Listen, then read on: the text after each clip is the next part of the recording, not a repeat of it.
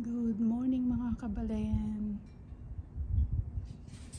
Nandito na naman po ako at magkakat po tayo ng succulent.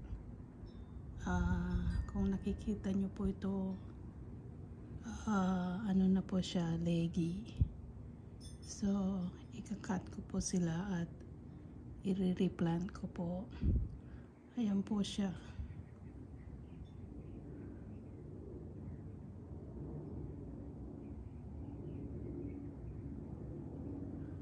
At yung iba po nagda-dry na po yung branches.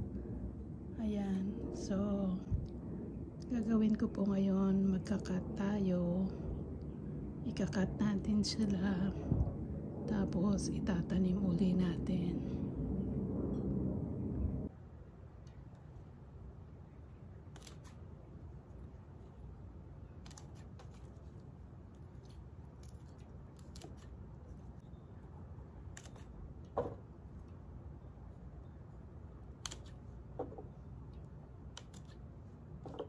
Ayan po, kinakat ko na po sila. Okay mga kabalen, ayan na po, tapos na po tayong nag-cutting.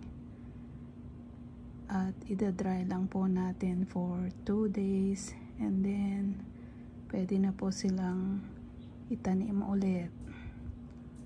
Ayan po lahat ng nakuha natin.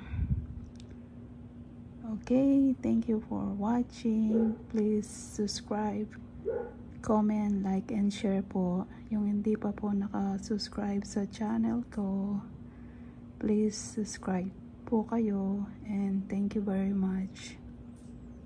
Bye-bye.